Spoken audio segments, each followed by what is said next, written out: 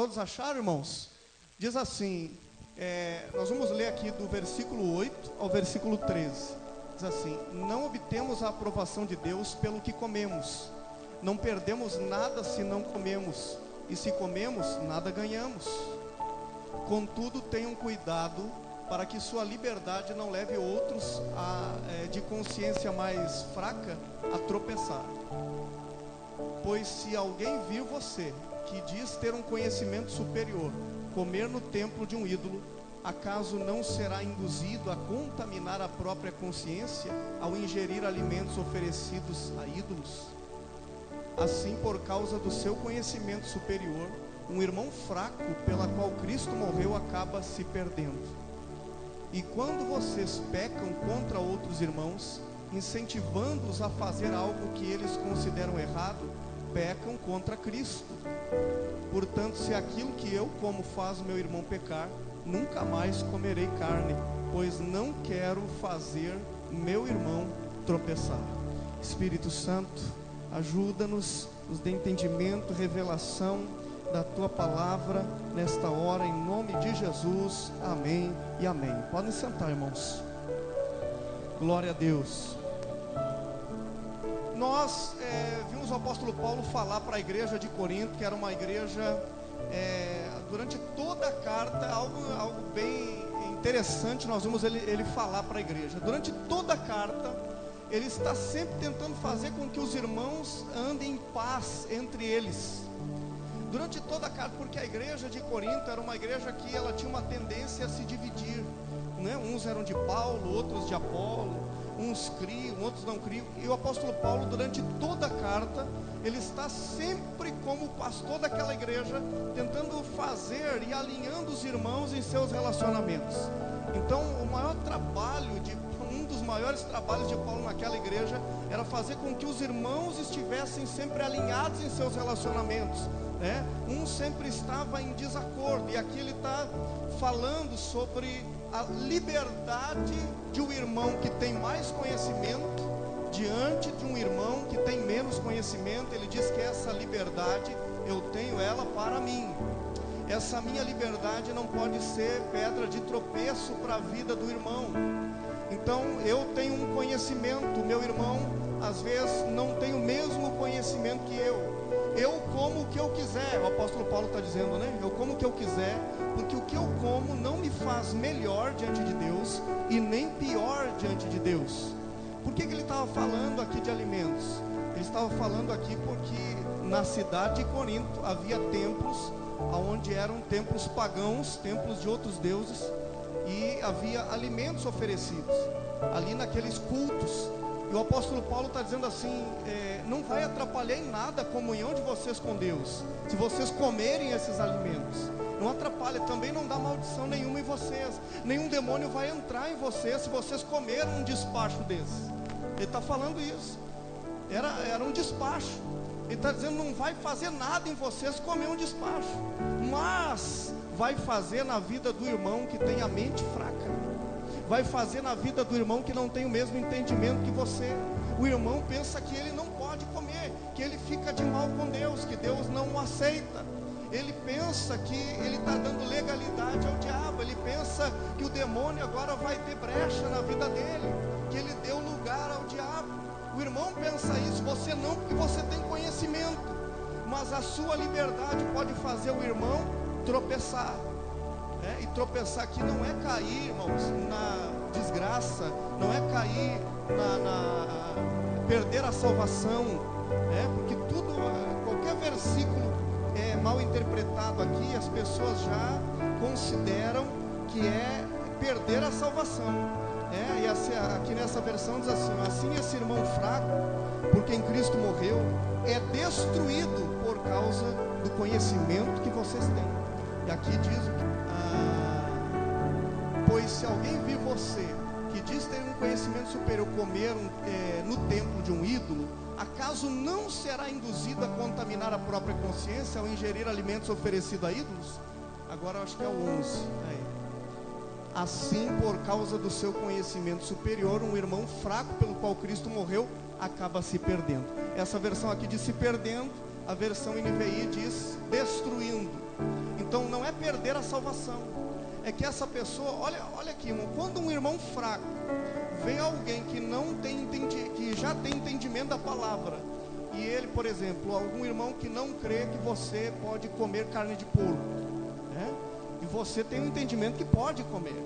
Esse irmão, ele vê você comendo, o que ele vai fazer? Ele começa a murmurar, reclamar, ele começa a falar mal, a fazer fofoca, e aí ele vai o quê? Se destruindo. Não é que ele vai perder a salvação, é que toda pessoa que começa a murmurar, a fazer fofoca, ele começa a se destruir. Pessoa que não usa as suas palavras para coisa boa, ela está se destruindo. Quando eu provoco isso, eu não peco contra Deus. A Bíblia diz que eu estou pecando contra o meu irmão. Então eu estou sendo pedra de tropeço contra o meu irmão. O que nós estamos vendo aqui nessa palavra hoje? A nossa liberdade. A nossa liberdade tem um limite. É um limite aonde eu não vou fazer com que o meu irmão tropece. Então a minha liberdade, esse irmão aqui, não é irmão que gosta de murmurar e já tem conhecimento. São pessoas novas que não têm ainda o entendimento do Evangelho, que vêm muitas vezes, aqueles que já têm o entendimento, fazer algumas coisas que ele não entende. Poxa, né? Aí ele acaba se destruindo, murmurando, né? Fazendo fofoca para os irmãos, né? Então essas pessoas são ainda fracas na fé. A minha liberdade tem o limite de eu não deixar com que o meu irmão tropece. Aqui na nossa igreja, nós vemos muitas vezes que chega um irmão novo na fé, começa a congregar aqui, e dependendo de quem ele anda, já começa a se mover naquele mesmo ritmo. Se ele anda com alguma pessoa que participa dos cultos, que sempre está em aliança com a sua liderança, que é fiel aos seus líderes, fiel aos irmãos, sempre anda em comunhão, essa pessoa nova vai ter ela vai andar no mesmo sentido. E quando ela chegou, ela já entrou naquele gatilho, ela vai andar assim. Agora aquela pessoa que chega aqui, ela começa a se relacionar com aquele que mal vem, mal faz, mal se relaciona, ele vai andar no mesmo sentido. Percebam isso para você ver. Você que é maduro, perceba, a pessoa nova que chega, se ela chega e começa a andar com alguém que tem comunhão, que tem aliança e que é participativo, a pessoa vai fazer a mesma coisa. Se ela anda com alguém que não é participativo, não anda em comunhão, é sempre da turminha do contra, ela vai ser mais um na turminha do contra ali. Por quê? Porque é o que ela está vivenciando, é o que ela está vendo mais. Muitos ainda a gente salva, né? Quando eu digo salva, é salvar a mente dessa pessoa, né?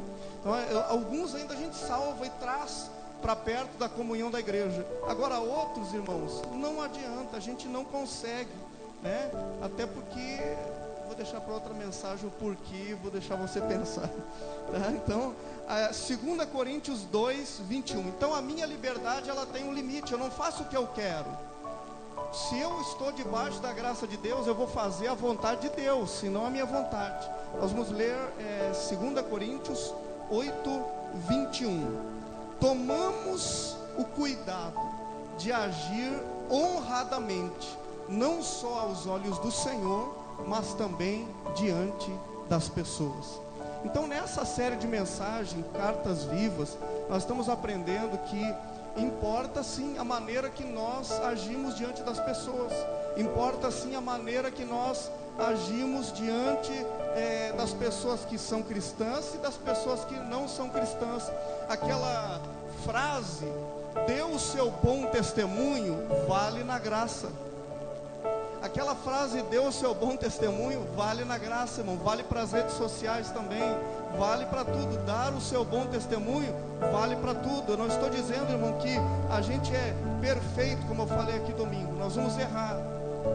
Mas agora, insistir em fazer, insistir em dar mau testemunho, insistir, olha, eu não estou entendendo o que está escrito aqui, se eu sigo nesse ritmo. Nessa versão da NVI diz assim: pois estamos tendo cuidado de fazer o que é correto, não apenas aos olhos do Senhor, mas também aos olhos dos homens. Então a preocupação de Paulo é: eu tenho sim comunhão com Deus, mas eu preciso sim estar diante dos olhos dos homens sendo um filho de Deus. eu estou sim salvo pela graça, mas a salvação pela graça vai me mover em graça diante dos olhos das pessoas. Aleluia. Então, não existe isso que as pessoas dizem, né? Ah, vocês estão pregando sobre a graça, pode fazer o que quiserem. Vocês estão pregando sobre o Evangelho da Graça, cada um faz o que quer. Não, nós temos que andar honradamente diante dos homens também, assim como nós andamos diante de Deus. Nós temos que sim andar de forma correta diante dos homens e também diante de Deus. Então essas pessoas que falam de nós, deixa eu falar, irmão, deixa que fale o que quiser falar. Nós sabemos o Evangelho que nós temos ouvido aqui nesse lugar, o Evangelho que a palavra de Deus tem ministrado no nosso coração. É simples de explicar para essas pessoas. Diga assim: nada depende de nós, tudo é pelo Senhor. Aleluia. Nada depende da minha força, tudo já foi pela força de Deus. Nada depende do meu sacrifício, tudo foi pelo sacrifício de Cristo. Aleluia. E agora, Romanos 6, 13. Romanos 6, 13 e 14. Eu vou ler aqui, vai ter outra versão aqui no Data Show. Diz assim: não ofereçam os membros dos seus corpos ao pecado, como instrumentos de injustiça. O que é instrumento de injustiça? Instrumento de injustiça é o contrário de instrumento de justiça. O que é a justiça na Bíblia? Justiça na Bíblia é o amor de Deus, é ser justificado, ser considerado justo diante de Deus. Então, quando eu ofereço os membros do meu corpo ao pecado, eu estou oferecendo o quê? Eu estou me pondo, me colocando como alguém que ainda não é justificado por Deus, que ainda não foi pago o sacrifício na cruz. Eu me coloco assim, mas já foi. Tá bem, irmãos?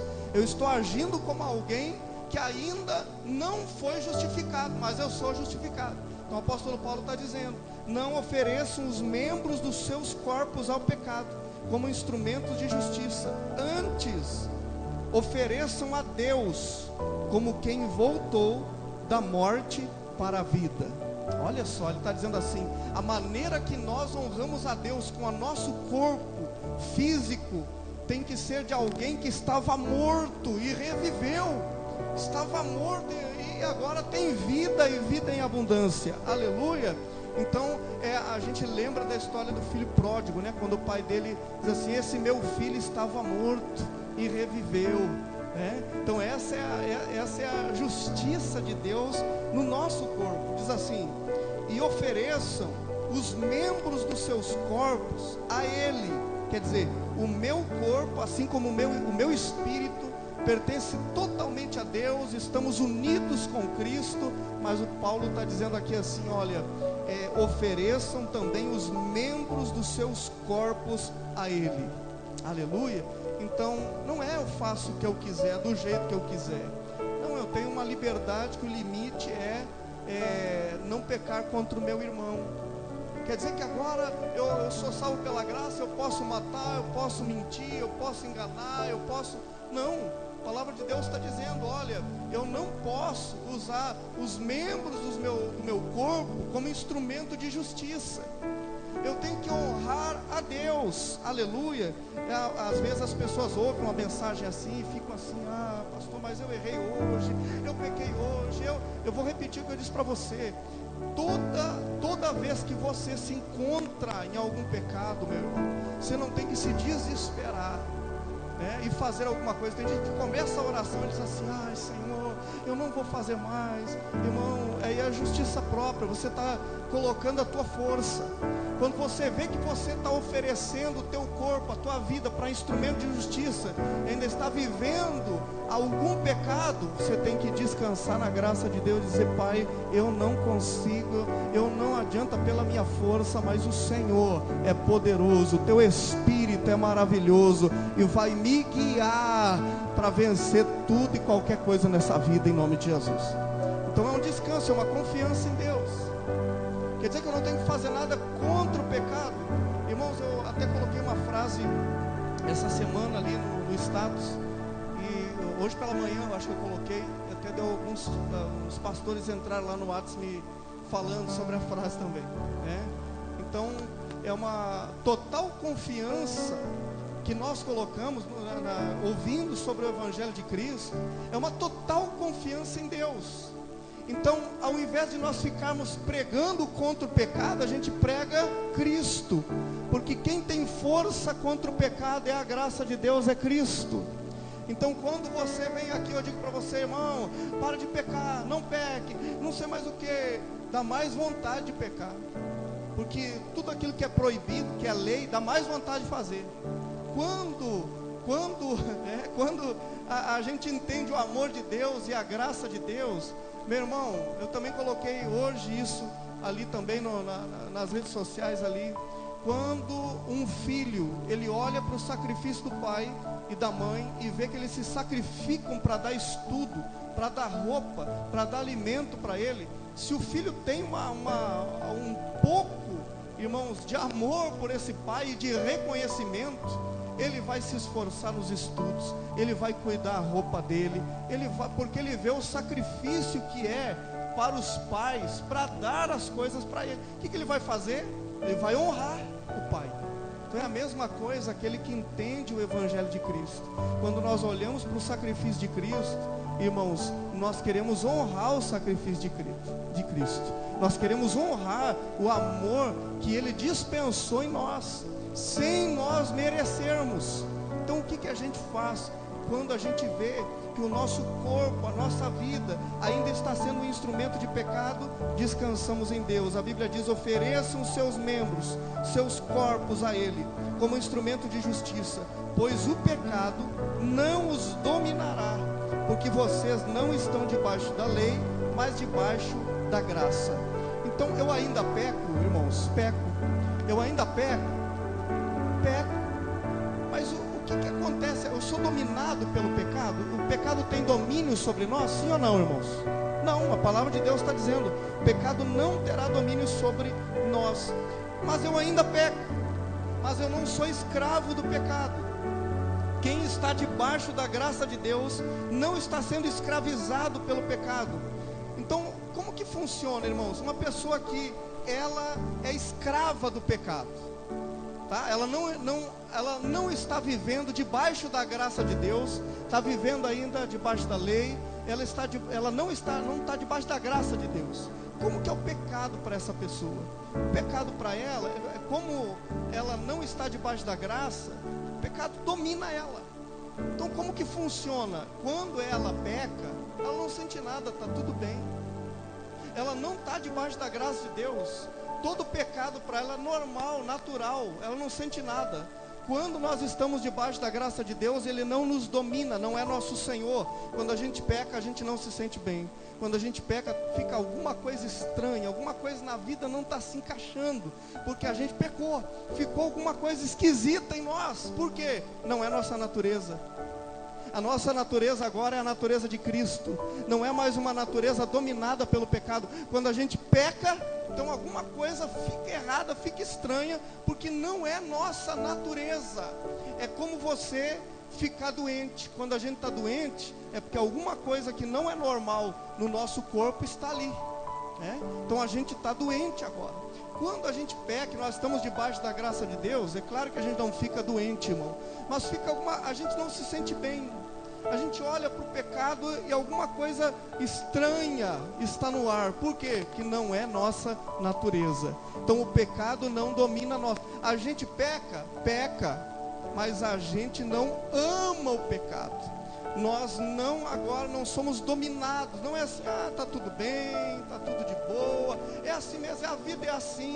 Todo jovem faz isso, todo homem faz isso, toda mulher faz isso. Não, está tudo bem. Não. Quando nós estamos debaixo da graça de Deus, o Espírito Santo que habita em nós, ele não é um espírito que vive com o pecado. Então, naturalmente nós não vamos nos sentir confortáveis com o pecado. Se alguém se sente confortável com o pecado, está debaixo da lei, porque debaixo da graça de Deus o pecado não me domina. Aleluia. Olhe lá. Então a graça de Deus, quem entende o Evangelho da graça de Deus, a graça nunca vai me levar a uma vida sem compromisso com Deus. Não existe isso, irmão. A pessoa diz assim: eu estou debaixo da graça de Deus, eu vou no culto que eu quiser, eu trabalho no diaconato do jeito que eu quiser, no louvor do jeito que eu quiser, eu prego se eu quiser, eu evangelizo se eu quiser, eu convido alguém para a igreja se eu quiser, eu vou fazer tudo se eu quiser. Não, irmão, você não conheceu a graça de Deus, você conheceu a libertinagem. É diferente. A graça de Deus, ela me leva a ter o mesmo compromisso do Filho de Deus, porque o Filho de Deus está unido comigo. Eu e Cristo somos um. Ele habita dentro de nós, aleluia. Jesus, quando estava aqui como Jesus de Nazaré, ele teve um compromisso com Deus. Agora, o Cristo ressuscitado habita em nós, nós temos um compromisso com Deus agora, aleluia. Então é impossível uma pessoa que conhece a graça de Deus e seja rebelde com seus pais. Não tem como, desonra os pais. Eu estou na graça de Deus, eu sou salvo pela graça, não te devo mais satisfação, velho, não te devo mais nada, eu sou salvo pela graça, não preciso mais te honrar para ser salvo. Não existe. A graça de Deus, ela me ensina a obedecer, ela me move a obedecer. O caminho é inverso, eu não obedeço para estar em graça, eu estou em graça, por isso obedeço. É o caminho inverso. Você está vendo, irmãos? Então, toda pessoa que ela entende o Evangelho de Cristo, ela se porta como um filho de Deus, como o título da mensagem, diante de Deus e diante dos homens. Ela honra a Deus diante de Deus e ela honra a Deus diante dos homens, porque nós somos cartas vivas. Cartas vivas. O que a gente faz no nosso trabalho, o que a gente faz na nossa casa, onde estão os nossos vizinhos, o que a gente faz nas redes sociais, na internet, o que a gente posta lá, está mostrando que carta nós somos. Que carta, o que nós estamos escrevendo para as pessoas, o que nós estamos falando para elas do Deus que nós servimos, o que nós estamos mostrando para elas do Pai que Ele nos chamou para viver uma vida abundante. Então é isso que nós estamos mostrando para eles. Então a graça de Deus jamais vai me levar a uma vida promíscua, jamais vai me levar a uma vida rebelde. A graça de Deus, ela jamais vai me tirar da comunhão com os irmãos. O apóstolo Paulo, durante toda a carta de Coríntios, ele está ali ajudando os irmãos a se entenderem, ajudando os irmãos a estarem em paz. Que é isso, gente? Como é que vocês são de Paulo, são de Apolo? Como isso? Como que vocês... Não, vocês têm que estarem unidos, vocês são o corpo de Cristo. Você entende? Durante toda a carta, não existe, irmão, não, eu sou salvo pela graça, agora eu não preciso mais ir nos cultos, porque eu sou igreja. Não, a Bíblia diz que nós somos corpo de Cristo, nós somos igreja. Não existe eu, igreja, sozinho, nós somos igreja. A igreja é o corpo de Cristo, amém, irmãos? Então jamais a graça de Deus vai me tirar da comunhão dos irmãos, muito pelo contrário. A graça de Deus me une mais com as pessoas, ela me traz mais comunhão com os irmãos, ela me faz eu entender que agora eu não vejo mais as pessoas do ponto de vista humano, mas eu vejo agora do ponto de vista de Deus. É uma nova perspectiva, é uma nova visão agora. Deus abriu os meus olhos para ver as pessoas como Ele vê. Como que agora eu conheço a graça de Deus e eu não quero mais saber de ninguém. Eu sou agora sozinho, eu congrego comigo mesmo. Não existe isso, irmãos. Eu vou estar cada vez mais unido com os irmãos, em prol do reino de Deus, levando o evangelho do amor de Deus às outras pessoas. Mas sozinho eu posso fazer isso? Faz sozinho então. Eu acho melhor fazer junto com os irmãos, eu acho melhor fazer junto com as pessoas. Jesus também achou melhor fazer junto com os outros.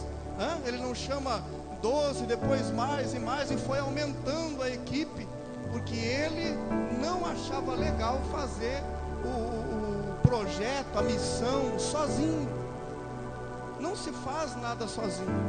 Eu e você somos chamados à comunhão com Deus, mas também somos chamados à comunhão com os irmãos. Aleluia. Eu quero ler agora Efésios 5,15, irmãos. Efésios 5,15. Glória a Deus.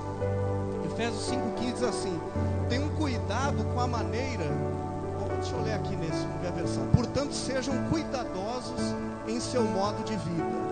Olha, é interessante a maneira que o apóstolo Paulo fala, né? A maneira das cartas dele, né? Ele sempre está dando uma instrução para eles assim: não vivam como insensatos, mas como sábios.